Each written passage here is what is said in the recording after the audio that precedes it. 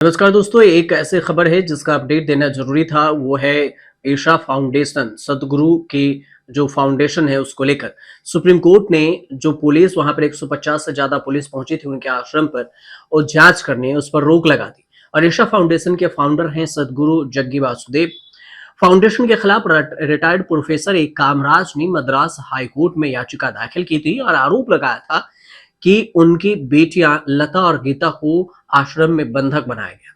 इस पर मद्रास हाईकोर्ट ने 30 सितंबर को कहा था कि पुलिस ईशा फाउंडेशन से जुड़ी सभी क्रिमिनल केसों की डिटेल्स पेश करे और अगले ही दिन 1 अक्टूबर को करीब 150 पुलिसकर्मी आश्रम में जांच के लिए पहुंच गए थे, रेड मार दी थी। सदगुरु ने हाईकोर्ट के आदेश को सुप्रीम कोर्ट में चुनौती दी थी, जिस पर सुप्रीम कोर्ट ने अपना फैसला सुनाया और अब मामले की अगली सुनवाई 18 अक्टूबर को। सीजीआई डीवाई चंद्रचूड़ ने इस पूरे मामले को लेकर कहा कि आप सेना या पुलिस को ऐसी जगह दाखिल होने की इजाजत नहीं दे सकते। उन्होंने ये भी कहा कि दोनों लड़कियां 2009 में आश्रम में आई थीं। उस वक्त उनकी उम्र 24 और 27 साल थी। वे अपनी मर्जी से वहां पर रह रही हैं। उनको ये भी बताया गया कि कल रात आश्रम में मौजूद पुलिस अब वहां से चली गई। फैसले से पहले सीजीआई चंद्रचूड़ ने दोनों महिला सन्यासियों से अपने चैम्बर में चर्चा भी की, बातचीत भी की। उनमें से एक ने कहा कि दोनों ही अपनी बहनें अपनी मर्जी से ईशा योग फाउंडेशन में हैं। उनके पिता 8 सालों से परेशान कर रहे हैं कि वो ईशा फाउंडेशन से बाहर आ जाए। अब सवाल ये कि सदगुरु जग्गी वासुदेव हैं कौन और इन्हें सदवचनों के लिए जाना जाता है। देश के बहुत सारे बाबा हिंदी में प्रवचन देते हैं, सदगुरु अंग्रेजी में प्रवचन देते हैं, सबसे हिट भी हैं। देश का पढ़ा लिखा इंटेलेक्चुअल एलीट क्लास के सदगुरु की भक्ति होती है इनके। सदगुरु के साथ सेलिब्रिटीज, पावरफुल लोग भी दिखते हैं और कभी कभी प्रधानमंत्री भी। सबको बाबा से इंस्पायर होना होता है और ये बाबा ऐसे वाले हैं जो सन्यासी दिखते हैं, लेकिन केवल सन्यासी ही नहीं है, इश्क भी हुआ है, अफेयर्स भी किया है और घर भी बसाया है, बेटी को जन्म भी दिया, परिवार और गृहस्थी जीवन भी बिताया, अध्यात्म पर प्रचार प्रसार करते रहते हैं।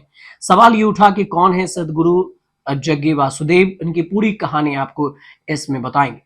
साथ ही आपको ये भी बताएंगे कि क्यों उनके पत्नी का उनके मौत से जोड़ा जा रहा है, उनके पत्नी के मौत को उनसे जोड़ा जा रहा है।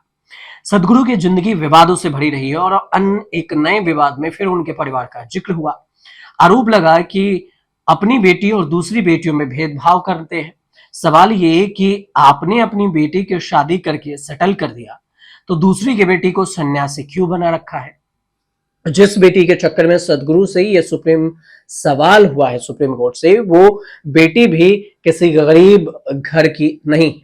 एक रिटायर्ड प्रोफेसर है। प्रोफेसर अपनी बेटी के लिए दर दर की ठोकरें खाते हुए पहुंच गए हाई कोर्ट और सदगुरु जग्गी वासुदेव ईशा फाउंडेशन नाम के आध्यात्मिक संगठन जो चलाते हैं उन पर मुकदमा दायर कर दिया। रिटायर्ड प्रोफेसर ने सदगुरु पर आरोप लगाए कि उनकी बेटियों को फाउंडेशन में बंधक बनाकर रखा गया।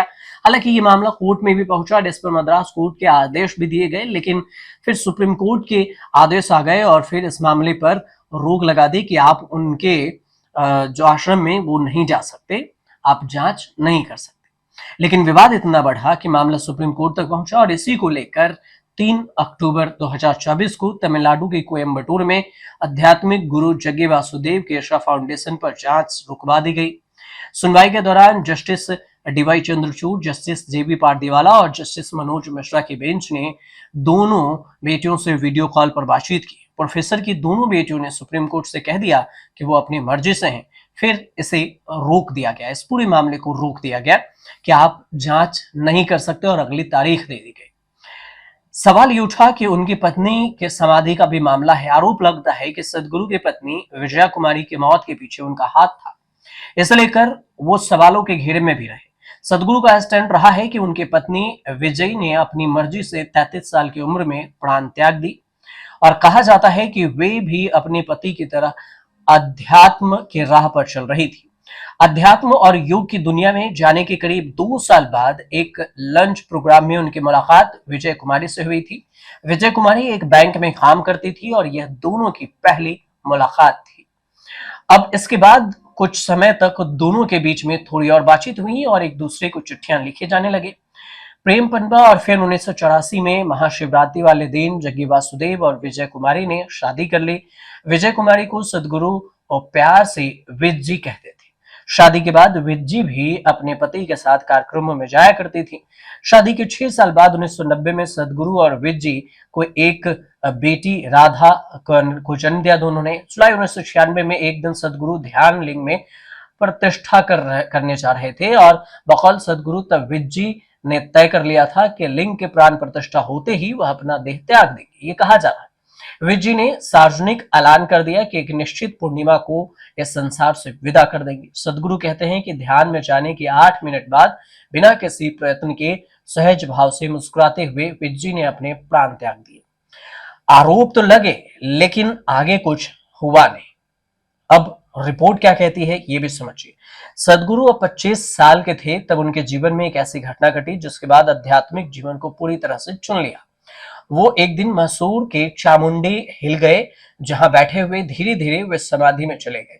समाधि की अवस्था ऐसी अवस्था होती है जिसमें व्यक्ति को होश तो रहता है लेकिन दिमाग और मन में विचार शून्य हो जाते हैं। जब सदगुरु समाधि की अवस्था से बाहर आए तो उन्हें ऐसा लगा कि 10 मिनट बीत चुके हैं, लेकिन उन्होंने इस अवस्था में 4 घंटे बिता दिए थे। इसके बाद सदगुरु एक बार फिर से समाधि अवस्था में गए और जब वह समाधि की अवस्था से बाहर आए तब उनके चारों ओर बहुत सारे लोग बैठे थे और गले में फूलों की मालाएं थी। सदगुरु के मुताबिक ये भी कहा जाता है कि उन्हें समाधि में गए हुए 25 मिनट से ज्यादा हो गए थे, लेकिन उन्हें पता ही नहीं चला। उन्हें समाधि की अवस्था में गए हुए पूरे 13 दिन बीत चुके थे। इसके बाद सदगुरु ने अपना बिजनेस भी छोड़ दिया और इस अनुभव का ज्ञान लोगों में बांटने लगे। इसके लिए उन्होंने 1983 में पहली बार योग की क्लास शुरू की। फिर यहीं से वो सदगुरु बने, योग की क्लास लेते रहे और कहा जाता है कि वो प्री बीजेपी प्रवक्ता भी हैं, सीए एनआरसी पर अपनी बात भी रखे। उनका वीडियो भी खूब वायरल हुआ, खुद प्रधानमंत्री मोदी ने भी वीडियो शेयर किया। अब आश्रम में रेड पर उनकी खूब चर्चाएं हो रही है और आरोप लग रहे हैं। हालांकि कोर्ट में मामला है तो पता चलेगा कि कोर्ट में क्या कुछ होता है। फिलहाल आपको ये जानकारी अच्छी लगी हो तो जरूर बताइएगा, चैनल को सब्सक्राइब करें।